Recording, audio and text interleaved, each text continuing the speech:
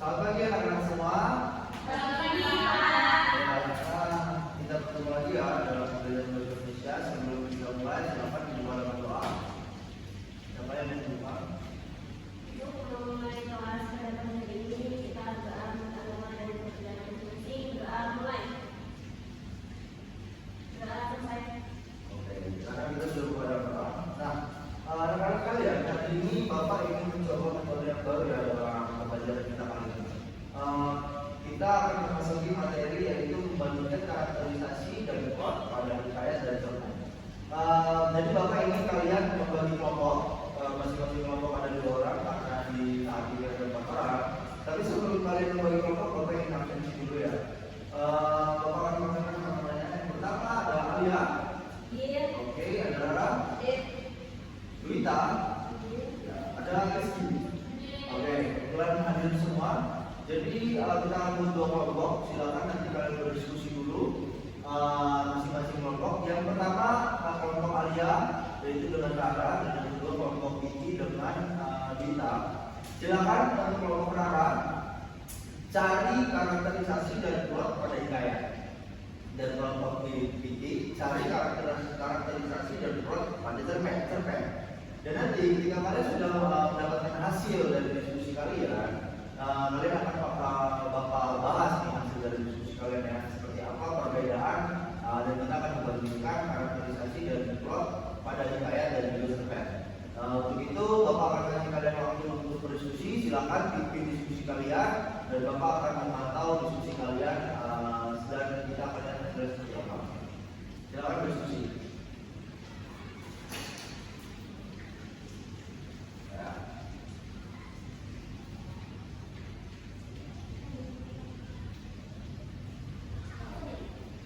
Hikayat.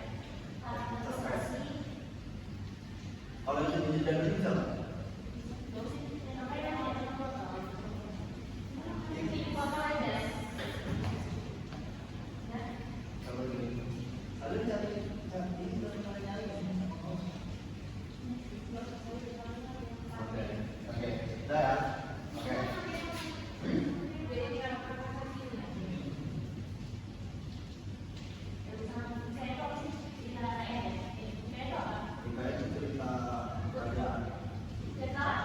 Bersifat kerajaan. Meskipun kaitan cerpen sama-sama perkembangan nanti ada perbedaan tersebut terjadi karena perbedaan kondisi sosial dan budaya yang dibuat pada masa kerajaan di dalam berbeda dari masa istana. Sedangkan kalau cerpen yang dibuat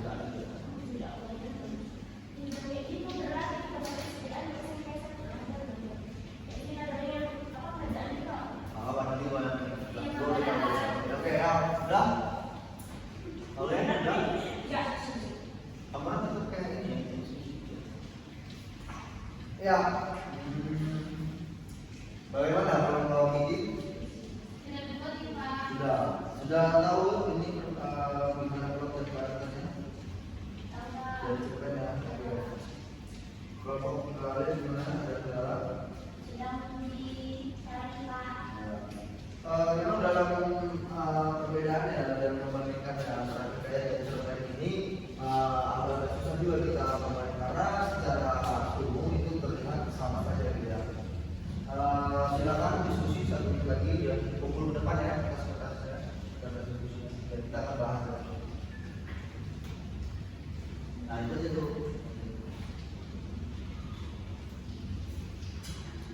Dah. Oke, anak-anak waktunya sudah habis. Silakan kumpulkan pertanyaan yang sudah kalian tulis. Nanti kita akan bahas sama-sama. Ya, terima kasih. Oke, di sini Bapak sudah mendapatkan hasil ya dari karakter antara hikayat dan juga cerpen. Dan kita akan melihat perbedaannya dan kita akan samakan dengan yang Bapak cari. Dari kelompok Alia di sini mengatakan bahwa hikayat adalah cerita yang bersifat tidak lepas dari nuansa istana. Sedangkan dari kelompok Vicky mengatakan bahwa cerpen adalah tulisan yang bebas, latar belakangnya bisa dibuat apa saja. Nah, kita lihat Perbedaan karakter yang pertama, meskipun hikayat dan cerpen sama-sama merupakan cerita naratif, ada perbedaan antara keduanya. Hikayat yang dibuat pada masa kerajaan tidak dapat lepas dari masa istana, baik adat tokohnya maupun setting ceritanya. Jadi, anak-anak, sesuai dengan hasil dari diskusi kalian, bahwa hikayat adalah jenis cerita yang ketika hikayat ini dibuat pada masa kerajaan, jangan biarkan lepas dari nuansa istana atau kita bilang nuansa kerajaan, ya. Baik pada tokohnya maupun setting ceritanya. Setting cerita itu apa saja? Ada setting latar suasana, ada latar tempat, ada latar waktu. Dan ini harus disesuaikan dengan nuansa istana atau disesuaikan dengan masa kerajaan. Sehingga kita menjadikan perbedaan dan perbandingan daripada cerpen. Kita bisa saja menulis cerpen dengan nuansa kerajaan, tapi kita tidak terlalu diharuskan untuk bisa menulis setting cerita yang mengikuti nuansa istana. Kita bisa saja mengambil tokoh seorang raja, tapi dalam proses penulisannya, dalam proses ceritanya tidak ada sama sekali nuansa di dalam istana atau itu. Nah, itu perbedaannya pertama. Selanjutnya, nomor 2, dari kelompok mengatakan bahwa konflik yang muncul bisa muncul, tapi tidak boleh lepas untuk hikayat. Ini cerpen yang kelompok ini. Tetapi kalau hikayat, di dalam satu cerita ada banyak konflik itu terjadi. Nah, hal tersebut sangat berpengaruh pada konflik yang muncul. Konflik yang biasa muncul di dalam perselisihan antara raja dan pahlawan. Ini adalah ciri dari penulisan hikayat, ya. Penyelesaian konflik itu tidak jauh dari peperangan dan penggunaan kata ajaib yang berarti panjang. Nah, misalnya hikayat itu banyak banget cerita-ceritanya itu yang diawali dengan perang dan tiba-tiba konflik itu bisa sesuai dengan bisa selesai dengan bahagia. Dan itu akan selalu banyaknya menggunakan kekuatan-kekuatan ajaib. Kalau kita bisa ambil contoh, yaitu perang Mahabharata. Pasti anak-anak sekalian tahu lah ya perang Mahabharata itu seperti apa. Dalam penyelesaian konfliknya antara Mahabharata yang bersaudara ini saling berperang dan menggunakan kekuatan-kekuatan ajaib. Contohnya Bima, dia bisa berubah menjadi lebih besar dari raksasa. Arjuna yang memiliki panah yang bisa membunuh, gitu. Tetapi pada endingnya semua bisa berakhir bahagia, gitu, walaupun sudah bertumpah darah, gitu. Nah, pada cerpen karena karakter dan latar belakang yang begitu beragam, mengakibatkan konflik dan cara penulisannya pun beragam, gitu.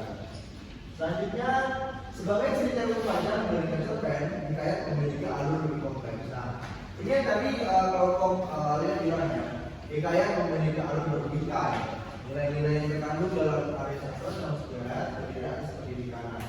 Kenapa bisa berpikai? Karena bisa jadi dalam satu cerita hikayat ada banyak konflik yang terjadi. Kita ambil lagi contoh dari Mahabharata, ya. Dalam saudara-saudaranya itu aja mereka masih punya konflik tersendiri, ya. Belum lagi bagaimana mereka dengan pamannya, bagaimana mereka dengan guru-gurunya. Mereka punya konflik sendiri. Jangan cerpen lebih ke arah, ya, ini arahnya kemana, gitu. Dan dalam nilai yang terkandung, ya, termasuk hikayat dari cerpen itu terdiri dari nilai pendidikan, religius, moral, dan nilai seksual, gitu. Dan terakhir, alur yang digunakan pada hikayat adalah alur maju. Kalau kita perhatikan di Mahabharata itu dari awal mereka kecil sampai mereka besar dan berperang, ya. Sedangkan berbeda dengan cerpen, alurnya lebih variatif, bisa lebih alur maju atau alur mundur atau alur mundur. Nah, sudut pandang penceritaan itu berbeda antara hikayat dan cerpen. Hikayat adalah sudut pandang orang ketiga. Artinya cerita hikayat ini biasanya ditulis oleh diceritakan, gitu, orang yang menceritakannya. Ada pun cerpen orang sudut pandang yang beragam, bisa memilih antara sudut pandang pertama atau ketiga, ya. Nah, hasil diskusi kalian hari ini cukup baik, anak-anak. Boleh tepuk tangan dulu. Kalian bisa membedakan antara cerita hikayat dan cerita cerpen, sehingga kita bisa sama-sama mengetahui bagaimana cerita hikayat itu ditulis dan bagaimana cerpen itu ditulis. Dan harapannya kalian bisa menulis hikayat atau cerpen dengan tidak melupakan perbedaan karakter yang ada. Untuk itu, selanjutnya minggu depan kita akan Bapak akan menyediakan cerita hikayat dan juga cerita cerpen, dan kalian akan menganalisis kedua cerita itu ya. Untuk itu pelajaran hari ini kita akhiri di sini. Bapak ucapkan terima kasih banyak untuk perhatian kalian. Semoga ilmu yang hari ini boleh kita pelajari bisa bermanfaat. Silakan tutup dengan doa. Untuk mengakhiri pelajaran pada pagi hari ini, akan kita tutup pelajaran dengan doa. Doa mulai.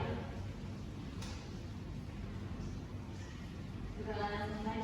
Baik, terima kasih anak-anak. Selamat bekerja.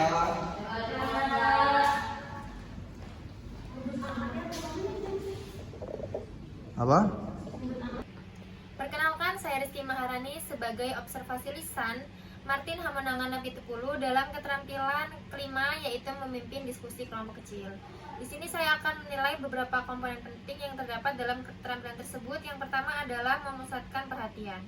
Martin Hamonangan sudah sangat baik saat merumuskan tujuan ketika berada di dalam kelas. Selanjutnya, Martin Hamonangan sudah sangat baik merumuskan dan merumuskan kembali masalah ketika berada di dalam kelas saat pembelajaran berlangsung. Yang ketiga, menandai hal-hal merumuskan masalah. Dalam hal ini, Martin Hamonangan sudah sangat baik ketika berada di dalam kelas. Yang selanjutnya adalah membuat rangkuman bertahap. Poin ini sudah dilakukan dengan sangat baik oleh Martin Hamonangan Napitupulu. Poin yang kedua adalah memperjelas masalah atau urunan pendapat. Yang pertama ada memparafrase, merangkum, menggali, dan menguraikan secara detail. Dalam hal ini, Martin Hamonangan Napitupulu sudah sangat baik ketika melakukannya ketika pembelajaran berlangsung di dalam kelas. Poin yang ketiga adalah menganalisis pandangan siswa. Menandai pertujuan dan ketidaksetujuan. Dalam hal ini, Martin Hamonangan Napitupulu sudah sangat baik ketika melakukannya ketika berada di dalam kelas saat pembelajaran sedang berlangsung. Yang selanjutnya adalah meneliti alasannya.